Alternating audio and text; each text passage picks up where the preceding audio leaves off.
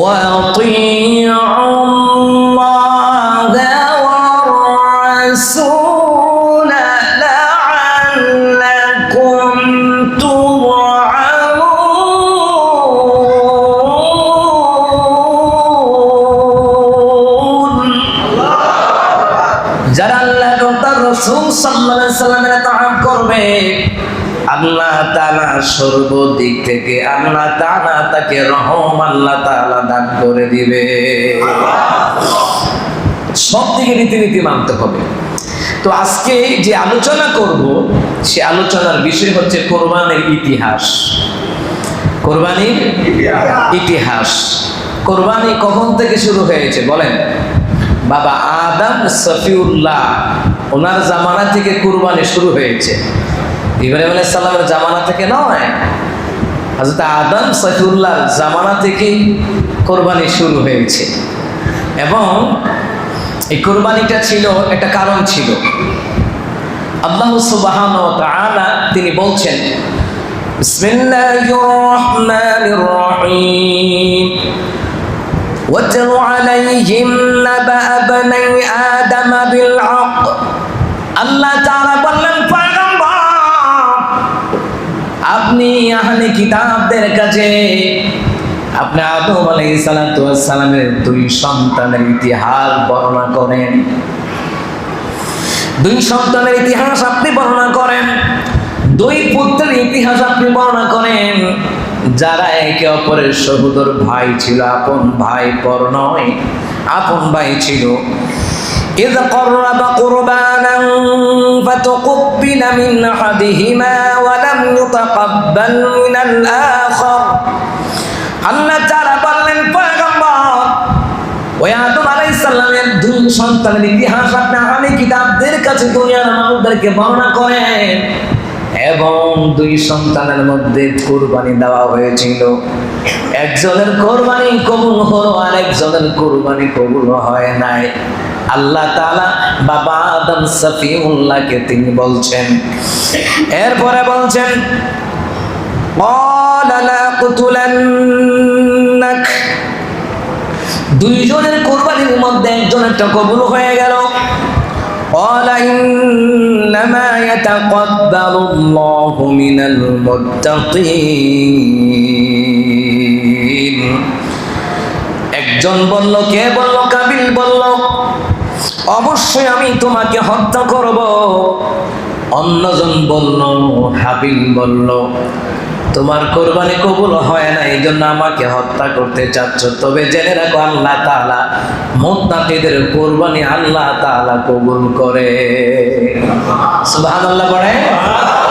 অপরজন কে? হাবিল।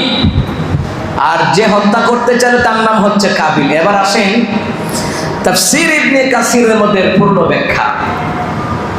পূর্ণ ব্যাখ্যা হলো বাবা আদম সফিউল্লাহ মা হাওয়া আলাইহিস সালাতু ওয়াস সালাম দুনিয়ার জমিনে যখন আল্লাহ তাআলা জান্নাত থেকে পাঠায়া দিলেন, দুনিয়ার জমিনে বসবাস করা শুরু।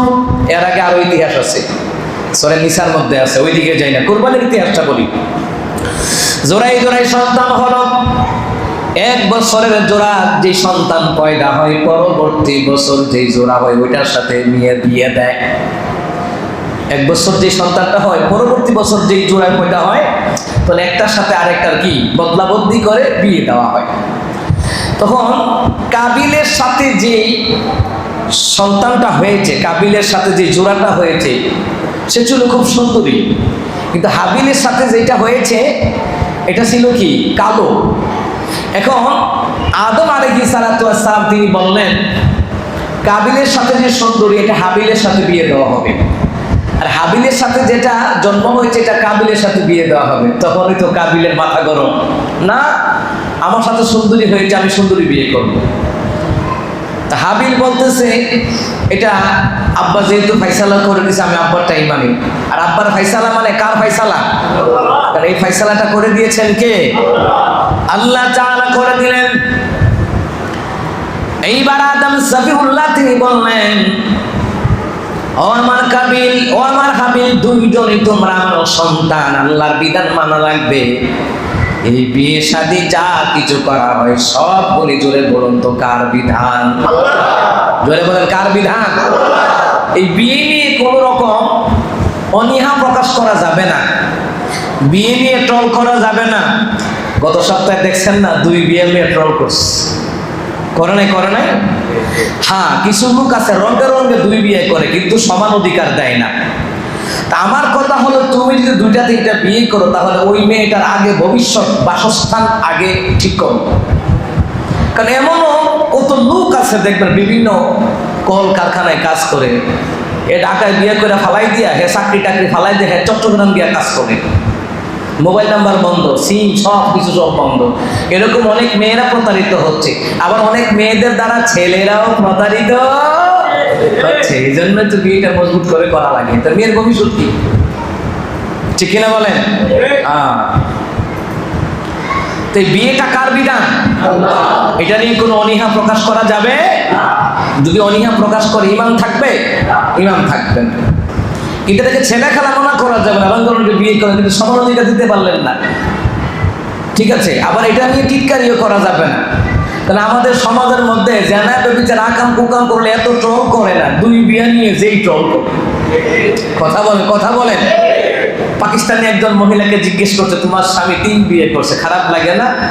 নাউযুবিল্লাহ, এটা আল্লাহর বিধান। আল্লাহর বিধানে কেন আমি নারাজ হব? হয়তো আল্লাহ আমাকে পরীক্ষা করছেন, আর এর বিনিময়ে আল্লাহ তাআলা আমাকে জান্নাতুল ফেরদাউস দান করবেন। সুবহানাল্লাহ।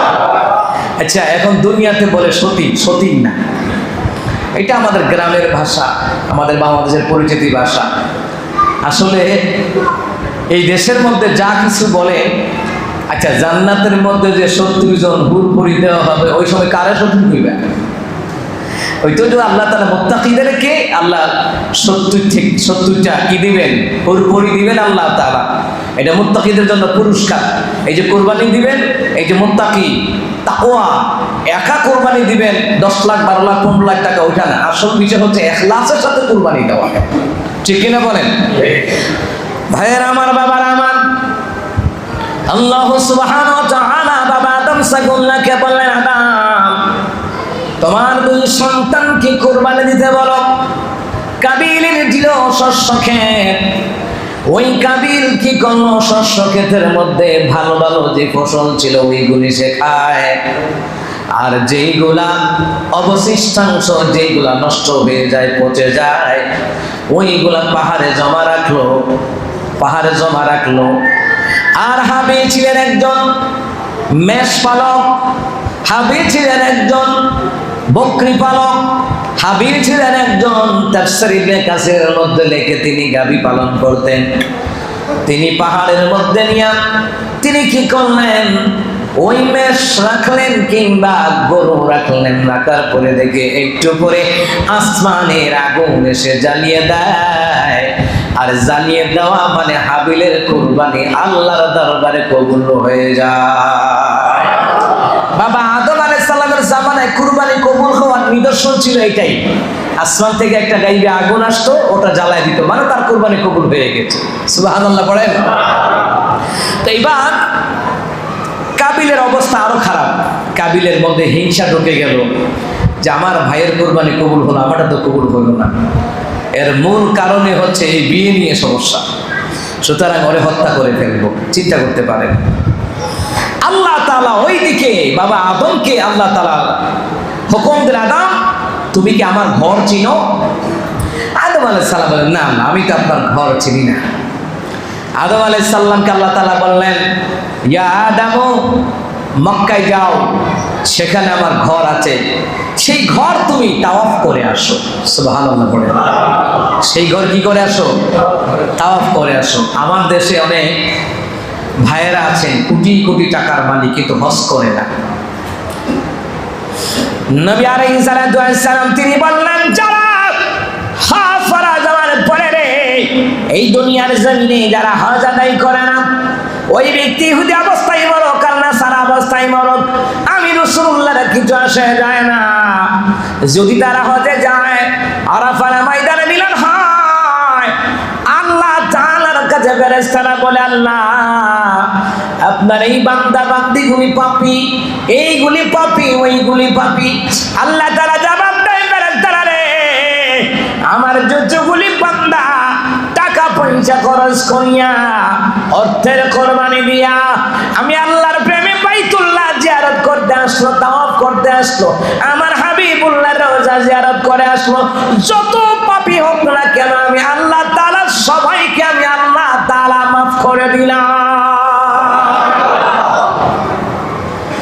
ফেরেশতারা কয় আর কি, আল্লাহ এত পাপী, ওই লোকটাও পাপী, ওই লোকটাও পাপী, আল্লাহকে পাপী হোক কিন্তু আমাকে ভয় করে তাকওয়া নিয়ে আল্লাহ এবং তার রাসূলুল্লাহর প্রেমে তো আমার ঘরে আসছে, তো মাফ করে দিলাম। সুবহানাল্লাহ। কেমন মাফ?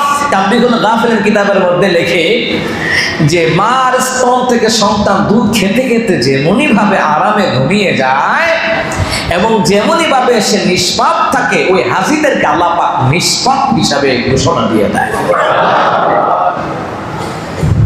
ভাইরা আমার, বাবারা আমার, আল্লাহ যারা বলেন আদম তোমার সন্তানদের দায়িত্ব অন্য কারো কাছে দিয়ে যাও, আমার ঘর আগে তাওয়াফ করো। এইবার আল্লাহ রাব্বুল আলামিনের হুকুমে আদম আলাইহিস সালাম বললেন, আসমান আমার দুই সন্তান সহ যত সন্তান আছে সবগুলার দায়িত্ব তোমার কাছে দিয়ে গেলাম। এরা যেন কোনো গ্যাঞ্জাম না বাজায়, এরা যেন ঝামেলা না বাজায়, কারণ উনি তো বুঝতে আছেন দুই ছেলের মধ্যে দ্বন্দ্ব। আমার দেশের মধ্যে শুধু বিয়ে শাদী নয়, জায়গা জমি নিয়ে ও ভাইয়ে ভাইয়ে দ্বন্দ্ব। আসেনি আসেনি? এ আবার জান্নাতের আশা করে। আল্লাহর কসম করে বলি, এই ঋণ, এই জায়গা জমি দখল করা কিয়ামতের ময়দানে আল্লাহ তাআলা 7 তবকের জমিনের মাটি আল্লাহ তার গলায় ঝুলাইয়া দিবে। দরকার কি? দরকারটা আমি ভাইকে ঠকাবো? কি দরকারটা আমি পাড়া প্রতিবেশীকে ঠকাবো? কি দরকার আমার পাড়া প্রতিবেশী হিন্দু হোক তারপর ঠকানো যাবে না। মান গাশশা ফালাইসা মিন্না, যে ব্যক্তি মানুষকে ধোঁকা দেয় নবী বলছেন সে আমার উম্মত নয়। এবার বুঝেন সমাজে দেশে ধোঁকাবাজি বেশি না কম? কথা কয় না, বেশি না কম? অভাব নাই, হাজার ওয়াদা দেয়, একটাও রাখতে পারে না। সে তো উম্মতকে ধোঁকা দিল, জাতিকে ধোঁকা দিল। আর যে জাতিকে ধোঁকা দেয় রাসূল বলে সে আমার উম্মত না। আর রাসূল সাল্লাল্লাহু আলাইহি ওয়াসাল্লাম যদি বলেন সে আমার উম্মত নয়, আপনি বলেন জান্নাতে যাওয়ার সুযোগ আছে? না। আদম আলাইহিস সালাম বলেন, আসমান আমার সন্তানদের দায়িত্ব নিবানি, জনে কোনো গাঞ্জাম না হয়, মারামারি না হয়। আসমান কয় না আদম আমি পারবো না। আদম আলাইহিস সালাম বলেন, আরে জমিন আমার দুই সন্তানের মধ্যে ঝামেলা আছে। আল্লাহ ওই দিকে বলছেন কাবা ঘর তাওয়াফ করার জন্য, আল্লাহর ঘর তাওয়াফ করার জন্য। আরে জমিন রে দায়িত্ব নিবানি, আমার সন্তানদের দায়িত্ব নিবানি, কোনো ঝামেলা যেন না হয়। এই জমিন পর্যন্ত বলেন না আদম এই দায়িত্ব নিতে পারবো না। জমিনও নিষেধ করে দিল। বাতাসকে পর্যন্ত বললেন বাতাস রাজি নয়, কেউ রাজি হয় না। এবার আদম আলাইহিস সালাম বললেন হাবিল কাবিল সহ যত ভাইয়ের আছে সবাইকে ডাকালেন। ডাকানোর পরে বললেন আমার সন্তানেরা রে, তোমরা কে আছো একজন আমার পুরা পরিবারের দায়িত্ব নিবা যেন কোনো গ্যাঞ্জাম না হয়।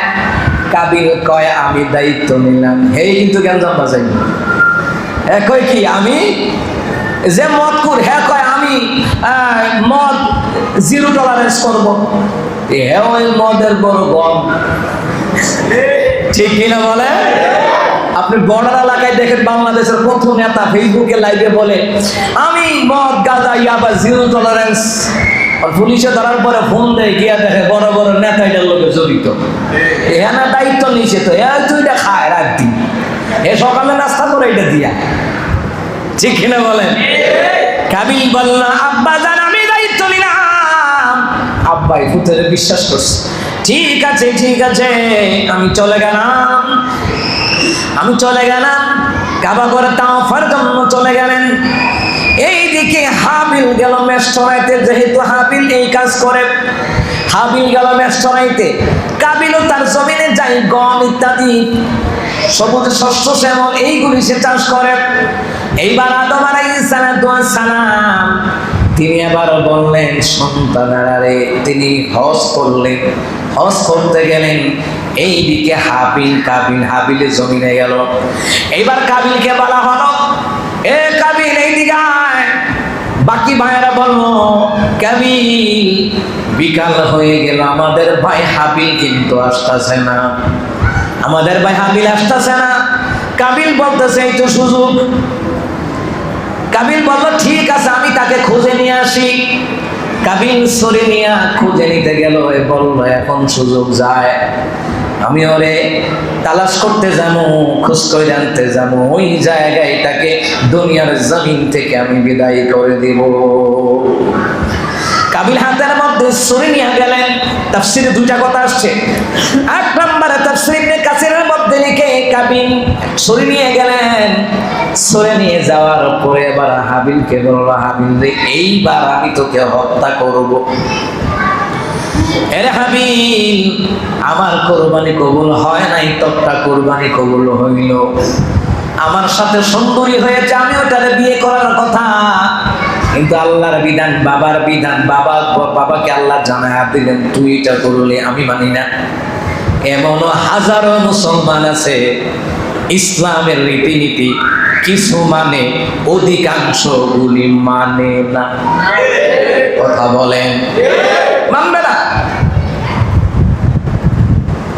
অধিকাংশ রীতিনীতি মানবে না।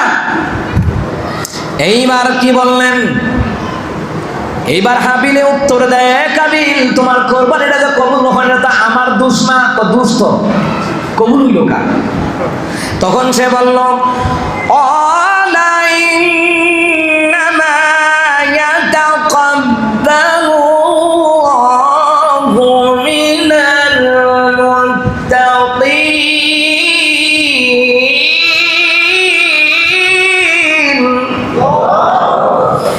হাবিল বলল, আল্লাহ সুবহানাহু ওয়া তাআলা একমাত্র মুত্তাকিদের কোরবানি কবুল করেন।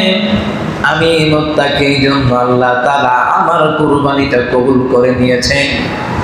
তোমার কোরবানি কবুল হয় নাই, তোমার মনের মধ্যে ভেজাল ছিল। তুমি যখন শস্য নিয়ে গেলা, সে চিন্তা করছে, হাবিল বলতেছে আগুনে পোড়াইয়া দিবে, ভালা জিনিসটা দেওয়ার দরকার কি, পুরাই তো দিবে, ভালাটা রাইকা ওই টুকটাক যে উচ্ছিষ্ট গুলো এইগুলো দিচ্ছে, তো নিয়ে তো ভেজাল, এই জন্য আর কোরবানি কবুল হয় নাই। এইবার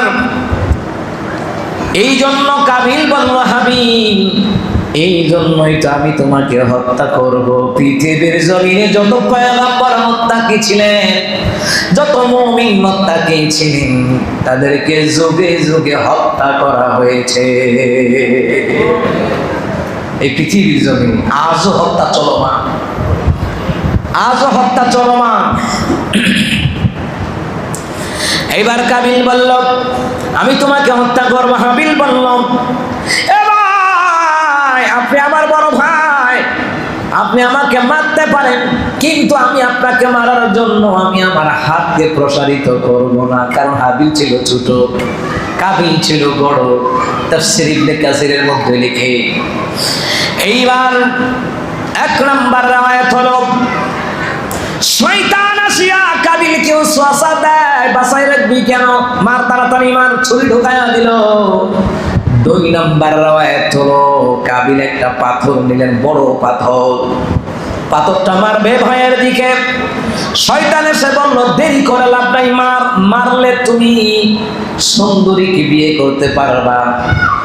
তাফসীর কিতাবের মধ্যে লিখে, কাবিল ভাই হাবিলের মাথার উপরে পাথর আঘাত করলো, ফিনকি দিয়া রক্ত বের হইয়া হাবিল দুনিয়ার জমিন ছিড়ে বিদায় হয়ে যায়। মুসলমান নন্দারা হাবিল মরার আগে বলল, ভাই কি করলি, আমাকে মারলা, এই মারার পাপ নিয়ে তুমি দুনিয়া ও আখিরাতে তুমি ধ্বংস হইয়া যাইবা, আর আমি মুত্তাকি হইয়া আমি মাওলার কাছে ফিরে যাব। এই পৃথিবীর জমিনে প্রথমে হত্যাকাণ্ড ঘটেছিল, কাবিল হাবিলকে মেরে ফেলল। এইবার কাবিল বুঝতে পারে নাই সে যে মরে গেল। কাবিল কান্দে, রে কি করলাম আমি, আমার ভাই কি বদই মেরে ফেললাম, আমার ভাই তো কোনো কথা বলে না, কথা শুনে না, ডাক দেয়, নড়াচড়া নাই। এবার কি করলো, এবার চিন্তা করে এখন আমি কি করব, ভাইয়ের এই মৃত লাশটা আমি কি করব চিন্তা করতে লাগলেন। হঠাৎ করে আল্লাহ তাআলা দুইটা কাক পাঠাইয়া দিলেন তার সামনে। একটা কাক আরেকটা কাককে ঠুকরিয়ে মেরে ফেললেন। মেরে ফেলার পরে ওই কাকটা ঠুট দিয়ে গর্ত করিয়া ওই টেনে টেনে মৃত কাকটাকে এনে দাফন করে দিলেন। দাফন করে দেওয়ার পরে কাবিল এটা দেখলো, দেখার পরে বলল, হায় আমার ভাই মারা গেছে, এখন মাটি খুঁড়ে আমার ভাইকে দাফন করে ফেলা লাগবে। এটা বুঝতে পারলো। আল্লাহ সুবহানাহু ওয়া তাআলা ফেরেশতা পাঠালেন। ফেরেশতা পাঠাইয়া বিনা কারণে যে হাবিলকে মারলো এটার শাস্তি স্বরূপ কাবিলকে ফেরেশতা বর্ষাঘাত করে দুনিয়া থেকে বিদায় করে দিলেন। আল্লাহু আকবার। এই জন্য পৃথিবীতে যারা খুনি আছে, খুনের বদলাতে খুন, দুনিয়াতে যারা বিনা কারণে মানুষকে হত্যা করে, রাষ্ট্রীয় আইনে তাকেও হত্যা করা লাগবে, ফাঁসি দেওয়া লাগবে। কিন্তু আমার দেশের মধ্যে যারা খুনি, যারা ফাঁসি প্রাপ্ত দণ্ডপ্রাপ্ত আসামি, এদেরকে মুক্তি দেয়, নির্দোষ মানুষদেরকে জেলখানায় নেয়। এইগুলি করে তো জান্নাতের আশা করে লাভ নাই, তো কোনো লাভ নাই। কালকে রাত্রে এই সূরা মায়েদার উপরে তাফসীরের মধ্যে অনেকগুলা riwayat পড়লাম। কিয়ামতের ময়দানে বিনা কারণে যারা হত্যা হয়েছে, ফাঁসি হয়েছে, কত পয়গম্বর, কত সাহাবী, কত নবী, কত ওলিগণ, কত মুত্তাকি ইমানদার আল্লাহওয়ালা নবীওয়ালা, কিয়ামতের ময়দানে আল্লাহ তাআলা ওদেরকে বিনা হিসাবে জান্নাত দান করবে। সুবহানাল্লাহ। আল্লাহ তাআলা হিসাব নিবে না, মুত্তাকির হিসাব নিবে না। মুত্তাকি কারা? আল্লাহকে ভয় করে যারা, মুত্তাকি কারা? শিরক করে না যারা, মুত্তাকি কারা? কুফর করে না, বেদাত করে না যারা, মুত্তাকি কারা? সুদ ঘুষ খায় না যারা, মুত্তাকি কারা? অন্যের হক মেরে খায় না যারা, মুত্তাকি কারা? দেশের টাকা লুট করে না যারা। আল্লাহু আকবার। মুত্তাকির কতগুলা বৈশিষ্ট্য আছে। তাহলে আমাদেরকে মুত্তাকি হতে হবে। আমাদেরকে কি হতে হবে? মুত্তাকি হইলেই বিশাল বড় জান্নাতুল ফেরদাউসের মেহমান আল্লাহ আপনাকে বানায়া দেবে। ওয়াসারিউ ইলা মাগফিরাতিন মির রাব্বিকুম ওয়া জান্নাতিন আরদুহাস সামাওয়াতু ওয়াল আরদু উইদ্দাত লিল মুত্তাকিন।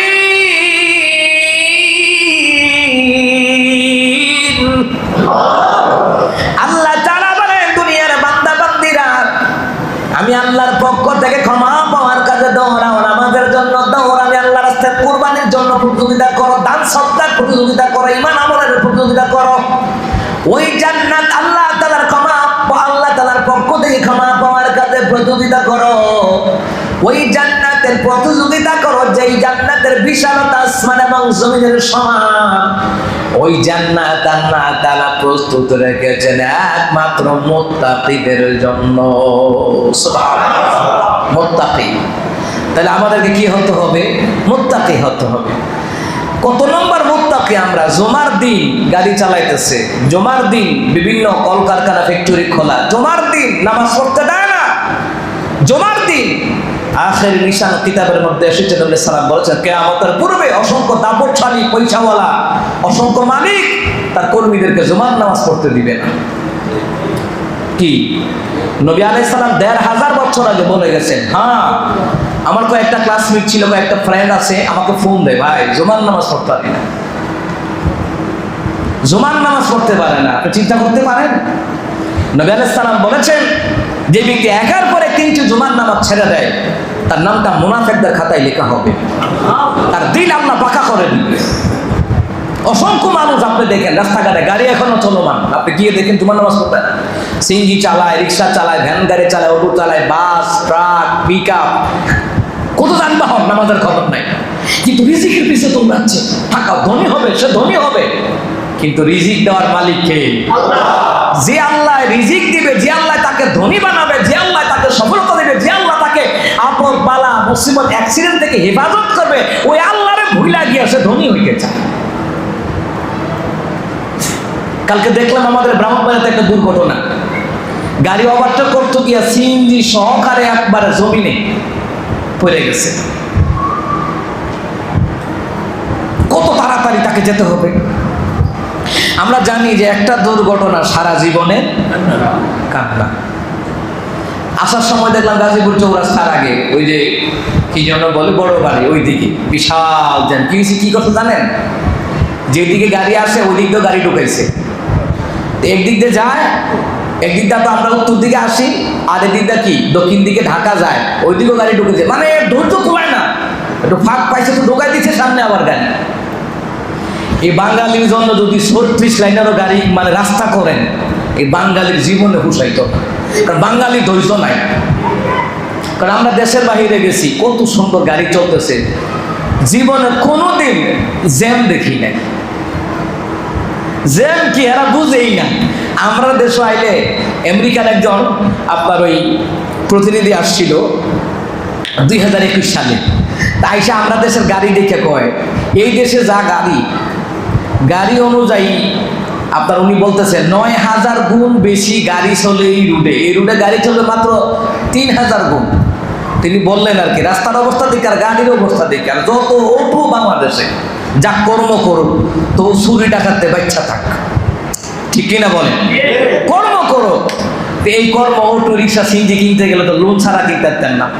একটু আগে এক লোক খুব রাগারাগি করতেছে, মিডিয়াতে দেখলাম আর কি, আমরা লোন তুলতাম গেলে 100 জায়গায় সিগনেচার দেওয়া লাগে, গুডার আইডি কার্ড, এই সেই জায়গা জমির খতিয়ান RSB সব লাগে।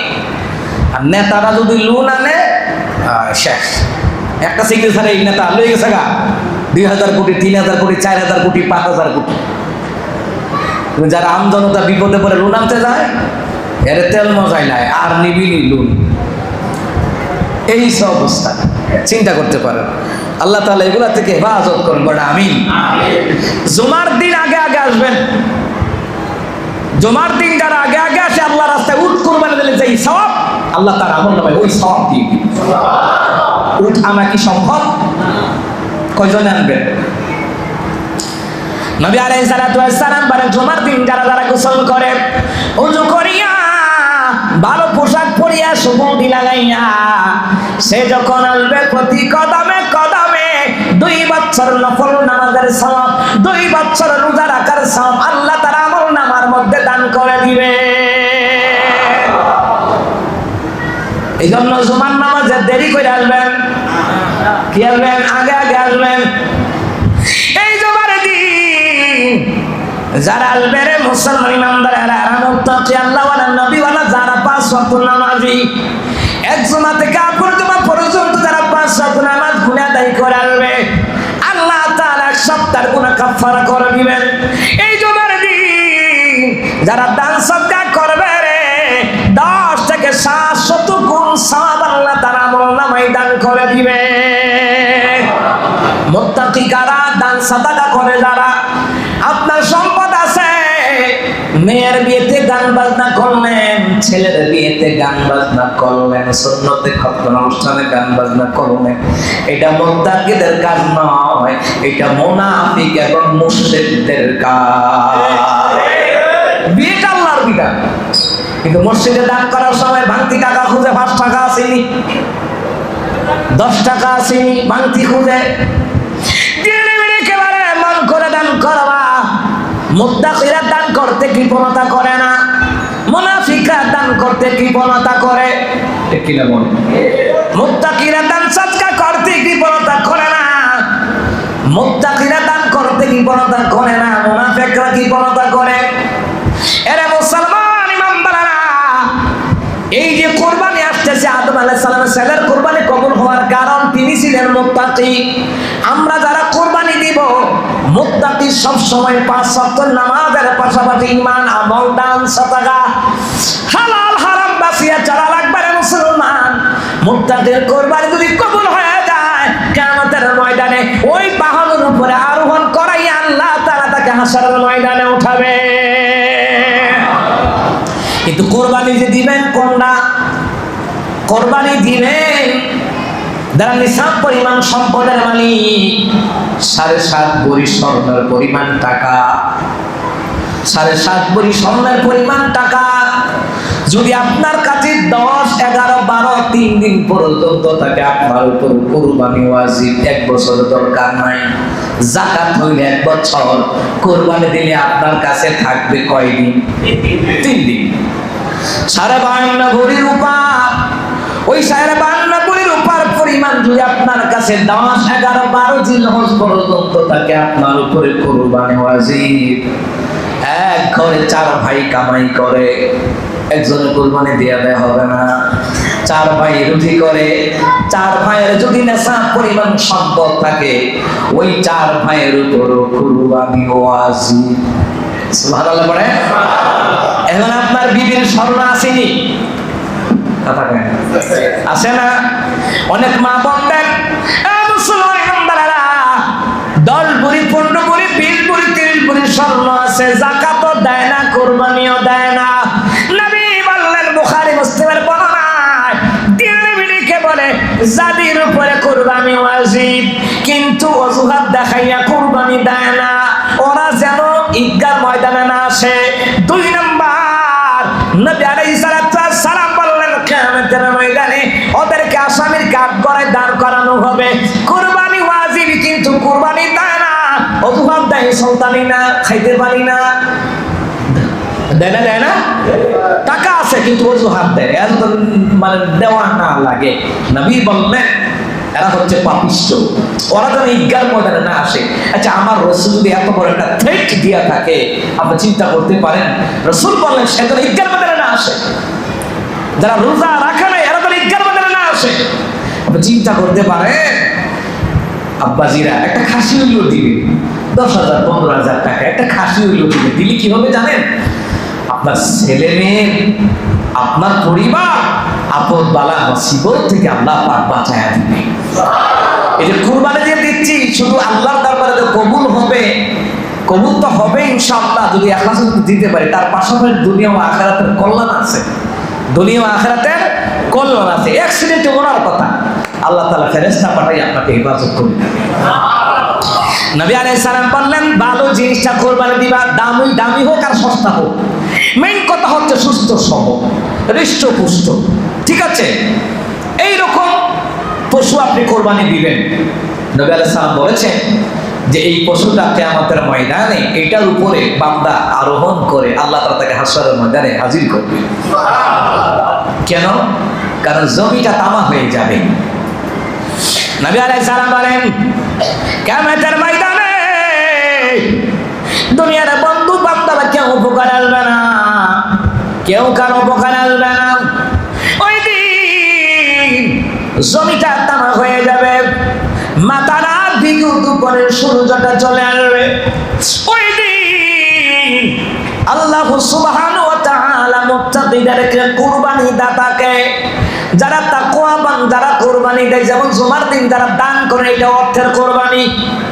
আর আমরা যখন কুরবানি দেই, পশুপালন জবাই করে, হালাল পশু জবাই করে যখন কুরবানি দেই, এইটা হচ্ছে সুন্নাত আবিকুম ইব্রাহিম, ওইটা ইব্রাহিম আলাইহিস সালামের সুন্নাত হিসাবে আমরা আদায় করি। সুবহানাল্লাহ বলেন।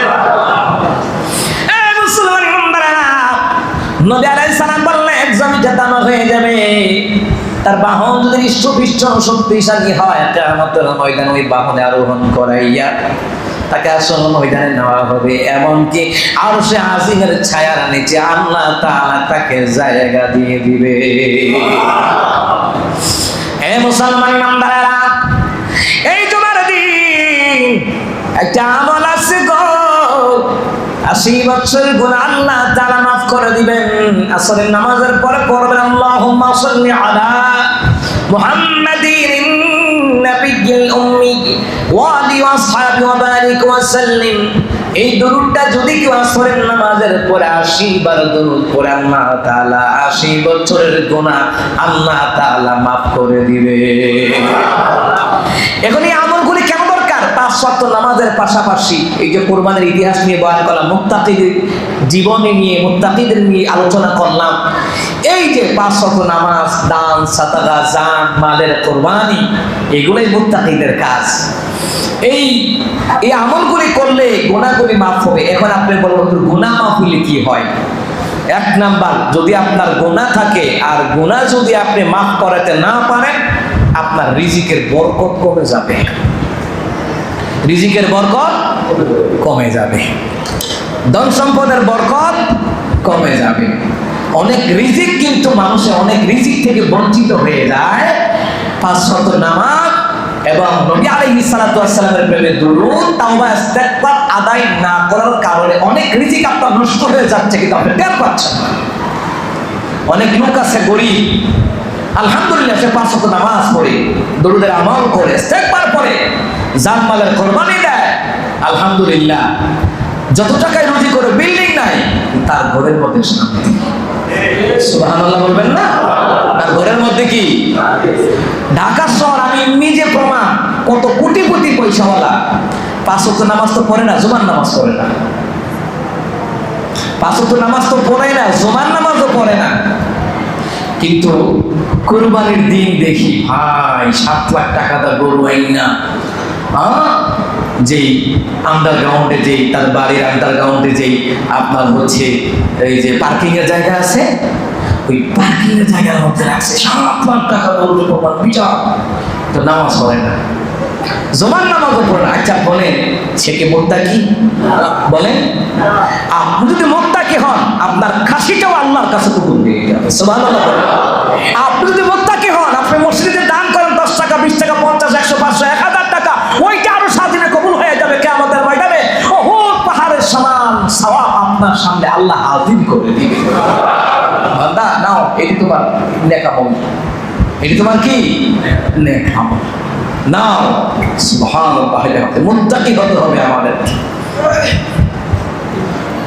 তাই তো আমার ভাইয়েরা, যে কোরবানির ইতিহাস নিয়ে বয়ান করলাম, কার কোরবানি কবুল হলো? হাবিলের কোরবানি কবুল হলো।